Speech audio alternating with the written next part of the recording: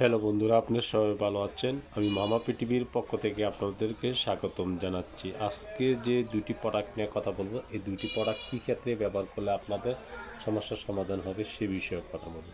বিশেষ করে যাদের দীর্ঘদিন যাবৎ মুখের ভিতরে মুখের ভিতরে আলসার বা ছিদ্র হয়ে গেছে, মুখের জিহ্বা ঘা হয়ে গেছে, গাওয়ার কারণে আপনার খাওয়ার রুচি নষ্ট হয়ে গেছে, সেক্ষেত্রে কী ওষুধ খেলে আপনাদের ভালো হবে সেই বিষয়ে কথা বলছি।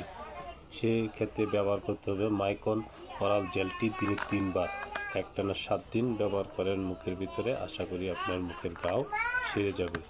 আর এই যে ওষুধটার নাম হলো বিকুজেন ট্যাবলেটটা সলারটা রাতে একটা খাইতে হইব। এটা ভিটামিন বি কমপ্লেক্স জিঙ্ক।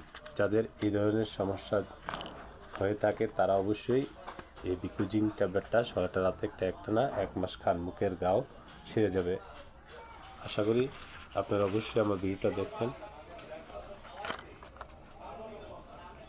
যাদের মুখে ঘা হয়েছে তারা অবশ্যই এই ওষুধটি ব্যবহার করে দেখতে পারেন। আশা করি আপনাদের 100% ভালো হয়ে যাবে। বন্ধুরা, আজকে এই বিষয়ে কথা বললাম।